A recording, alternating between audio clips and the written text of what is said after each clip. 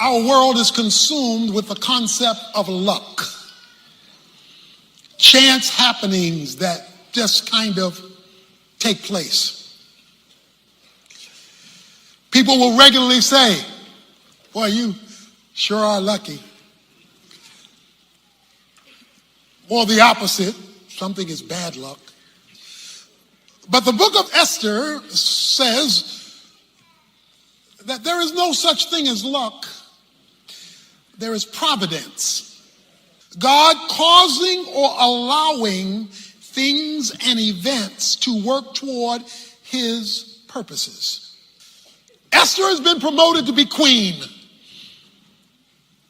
Mordecai has told her that Haman wants to kill all of the Jews. And it's now time for you to go to your husband, King Ahasuerus, and tell him Haman's plot against the Jews. Esther has said, I can't do that. It's too risky. I love y'all, but not that much. Because to go before him when he has not requested me could cost me my life. Mordecai has said to her, don't you know that you are called to the kingdom for such a time as this? That you were only put up here in this royal position because God knew this moment, your moment would be now. Don't miss your moment, girl. This is your moment to be a tool of God to deliver God's people. When she hears that message from Mordecai, she says, okay, I want all of y'all to go on a 3-day fast. I need y'all on your knees for this one because this is a big one. You're asking me to risk it all, and I'm going to go do it, and if I perish, I perish. If I die, I die, because you're right. This is bigger than just me. Chapter 5 opens up on the third day, because it was a 3-day fast. Esther puts on a royal robe. She goes to the inner court of the king. The king is sitting on his throne. When the king sees her in verse 2, he extends the scepter, which means it's okay for her to come in and talk to him. She comes near, touches the top of the scepter out of respect, and then the king says to her, what is troubling you, verse 3, Queen Esther? And what is your request? Even to half of the kingdom it will be given you. Just tell me what you want. Esther says in verse 4, if it pleases the king, may the king and Haman, who is out to kill the Jews, come this day to the banquet that I have prepared for him. I'm going to tell you around dinner. I'm going to fix your favorite food. We're going to lay it out, and I want you to bring Haman, and I'm going to tell you then what's going on around dinner. You will never get to see God's providence at work in your circumstances until and unless God sees you move in accordance with his will. The reason she prays first is because she needs to know how to approach this dangerous situation. She needs some divine insight in a difficult problem. So she goes to God in fasting. And this was a life and death issue. So she needed her antenna raised to hear what God had to say about this situation. The second thing he needs you to do is take a step of faith. But she couldn't just say, I'm a fast, I'm a pray, and I'm going to wait on God. No. She was instructed to go before the king. She had to take a step of faith. So she trusts God. She believes God. She prays to God. And then she makes a risky step because there are no guarantees in advance. What does she get in return? Well, so far, what she gets is a plan. The plan is, I'm going to take my husband to dinner and I'm going to tell him to invite my enemy, Haman. In other words, I'm going to get Haman on home court advantage. I got to get Haman on my territory. She says, okay, it's a banquet. It's a dinner. Okay, bring Haman to dinner and let's go from there. So she invites her husband and her enemy to dinner. Guess who's coming to dinner? So, the banquet is prepared. And they drank their wine, verse 6, at the banquet. So this is a big dinner party for her husband. And the king said to Esther, what is your petition? Okay, you brought me here to dinner. You done fed me good. What do you want? For it shall be granted to you. And I mean, I'm going to do it big, because whatever your request, even the half of the kingdom, it will be done. I'm going to take care of you. What did you make this dinner for? Ooh, it's getting tricky now. Verse 7. So Esther replied, my petition and my request is.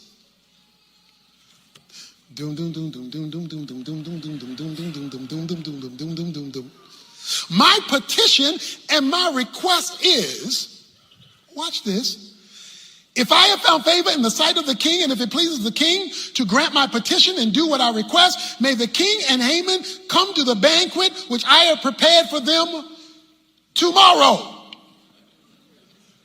Say, what? The man just told you he gonna give you half the kingdom. What you want, girl?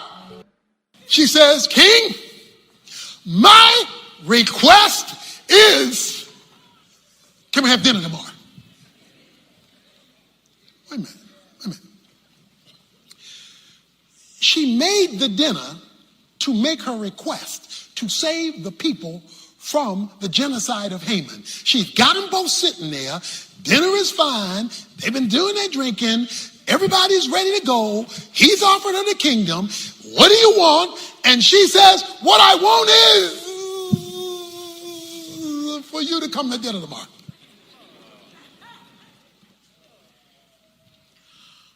Something happened between verse 6 and 8 to cause her to change her mind about making her petition. She changes her mind because she doesn't even finish the sentence. She just jumps to, let's do this again tomorrow. So I know your question is, what changed her mind? She pauses and says, come back tomorrow. Something is happening here. Well, Haman is now smelling himself. Because Haman went out, verse 9, glad and pleased of heart. He's saying, whoa. He says, boy, I was invited to eat with the king and his wife. Boy, I'm really rising on the ladder here. The problem is when he goes out, he runs into Mordecai. Verse 9, and Mordecai would not stand up, not respect him. The man is out to kill him. Mordecai's not going to stand up. Haman was filled with anger against Mordecai. So he already doesn't like him. Now he really ticked off because I didn't come from this party with the king, with the queen. I'm standing before you and you don't recognize who I am. And they just invited me to be with them. You don't know who I am. So he is ticked off, but he controls himself. Verse 10, he doesn't let it. He goes home and tells his wife. He says, wife, Zeresh. He says, let me tell you about my day. I am the man. I am the man. Look, I'm rich. We got these 10 sons. He says, verse 11, and the king magnified me and promoted me, and I'm above all the servants. And then guess what, baby? Verse 12, Esther, the queen, had me, no one but me come to be with the king to eat dinner. Oh, yeah, I'm boss. I'm the boss man, girl. I am on it. This is my day. But there is one problem. All this doesn't matter to me because this Mordecai, the Jew, sitting at the king's gate. And I can't stand it. I can't take it any longer. So his wife says, look, we got to get rid of Mordecai. You build the gallows and we're going to kill him tomorrow. We're going to kill him. During that night, chapter 6, verse 1, the king could not sleep. This is just not a regular night. This is on a particular night. Insomnia sets in. And so the king needs help to go to sleep. So according to verse number 1, he tells his servant, go get me something boring to read. God is so detailed in his coincidences. He leads the servants to the right book, and he makes them read the right page. And on the page that they read, it was found written, verse 2, what Mordecai had reported concerning Bigthana and Teresh, two of the king's eunuchs who were doorkeepers, that they had sought to lay hands on King Ahasuerus. That goes all the way back to chapter 2, when Mordecai uncovered an assassination plot against the king, and it just happened to be written in the book, in the Chronicles, on the page from the book that he had them read that night, not on night. That night he could not sleep. Okay, I know it's just luck. I know it's just chance. I know it's just something that just kind of happened. I got that. So he's reading the book because of his insomnia. And it just happens that when they hit Mordecai, king said, whoa. You've been reading all these names and all these events, but this guy Mordecai, he saved my life, right? Yeah, king. Well, tell me, verse 3, how did we honor him? How did we tell him we appreciate him for saving the king's life? Servant said, we didn't do anything for him. What? You see, God's providence is tied to time. Even though the time may go over years. Because this is years. Even though you thought something should happen 5 years ago or 8 years ago, but God is doing more than just you. He's doing a series of things at the same time because his kingdom is bigger than just you. You are not the kingdom. You are a representative in the kingdom to be used by the kingdom for the kingdom, but you're not the only one in the kingdom. And so timing becomes everything. And so now we find ourselves when on the day, because night is now past, on the day Mordecai is supposed to die, he's reading a book with Mordecai's name in it, just because he can't sleep on that night. Okay, watch this. The king asks in verse 4, I hear somebody outside. Who's outside in the court? It's early in the morning. Who would be up this early out there? Who's there? Who's in the court? He asks in verse 4. Now Haman had just entered the outer court of the king's palace in order to speak to the king about hanging Mordecai on the gallows which he had prepared for him. King's servant say in verse 5, King, behold, Haman is standing at the door. Let him come in. Tell Haman come in. He my number 2 guy. Let him come in. So Haman came in. And the king said to him, what is to be done for the man who the king desires to honor?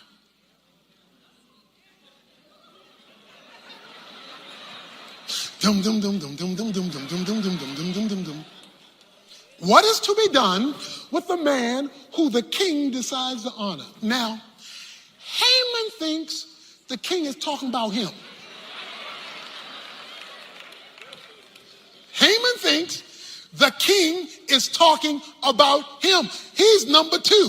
He's the number 2 guy in the land. We learned that early in the book. So the king says he wants to honor somebody. So Haman, because he's smelling himself. King want to honor me. Okay. Let me go for the gusto. You want to honor somebody, O king? Let me tell you what you should do. Here's what you should do, O king. Bring out the royal robe. Let him wear the king's robe, which the king has worn. Then bring him the horse on which the king rides. Then put a royal crown even on the horse. Then Let the robe and the horse be handed over to one of the king's most noble princesses, and let them array the man whom the king desires to honor, and lead him on horseback through the city square, and proclaim before him, thus it shall be done to the man whom the king desires to honor. And so what happens? The king says, then the king said to Haman, verse 10, take quickly the robes and the horse, as you have said, and do so for Mordecai the Jew. Dum dum dum dum dum dum dum dum dum dum dum dum dum dum dum dum dum dum. Yeah, what you just said, I like that, hey. I like that, hey, why don't you go and do it for Mordecai the Jew?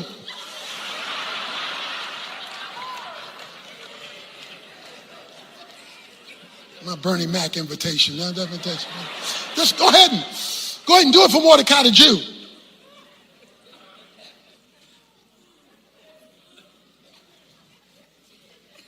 Listen to me, seriously. God is the God of intersections. He connects things that don't look connectable when it's that night. When the timing is hit just right and everything is looking wrong. See, everything is looking wrong. Mordecai's getting ready to die this morning. Esther has had to shift her plan to another dinner. This is not a good day.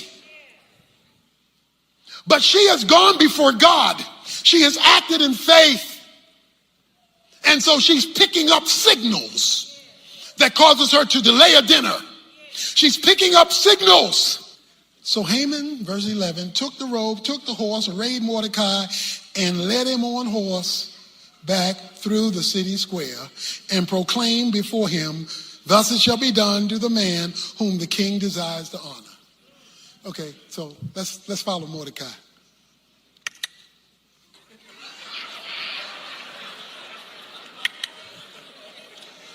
There's a man the king want to honor. That's called making your enemies your footstool.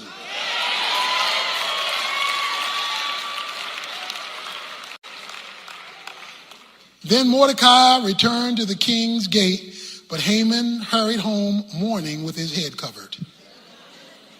Told his wife Zeresh, this is what happened today. This whole thing is reversed. His wife Zeresh says, well, yeah, it looks bad for you, boy. She says, because you've fallen before this Jewish man. You've fallen before this Jewish man. Brothers and sisters, this is 24 hours. So he's walking this Jew around. Okay. Why am I telling you that? Because I'm telling you the providence of God can even address racism. Okay, y'all don't miss me. The providence of God, because we got racism. He wants to genocide all of the Jews because they are Jewish. It was religion, but it was racism. They were Jewish. The providence of God can handle racism. It was the providence of God in 1955 when a woman named Rosa Parks happened to be on the bus, happened to have a man talk to her. She happened to not be willing to get up, which led to a civil rights movement, which changed the laws of the land. God knows how, when he gets the right people with the right faith at the right time in the right place to do the right thing, to flip the script even racially. Okay, it's about 1969, around 1969. One of my professors in college asked me to go to a church with him, to his church around 1969. I went with my professor. I go inside the church, and when I walk out of the church, all hell breaks loose because blacks were not allowed in the church. My professor didn't agree with that. He asked me when I would go. I went. I didn't know all this. So I went, and the church went into convulsions. Because this is, coming off the civil rights era and all that. And they went into convulsions over this black man coming into the church. So they had a meeting about what the church's official position was going to be, and there was a split among the leaders and among the congregation. On the Sunday that I went, they had a guest preacher who was candidating to be their new pastor. I didn't know who was going to be preaching, but he was candidating to be their new pastor. He preached. They had all planned to bring him in. He found out their position in light of me going to the church. He wrote the church and says, I cannot pastor a racist church. So he said, I'm not coming to this church. That split the church even more.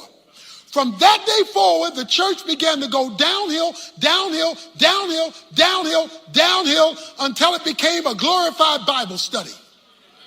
5 years ago, I get a phone call from the chairman of the deacon board. He says, our church has never recovered from that day you came with the professor. And we recognize the reason God has not answered our prayers, the reason God has not rebuilt our church, is because of the racism that we did to you way back in 1969. So I have been asked on behalf of the deacons to call you to apologize to you for the racism we did to you back in 1969. And I am calling you, and I'm humbly requesting, would you come preach? Because God knows the right time to turn a situation around.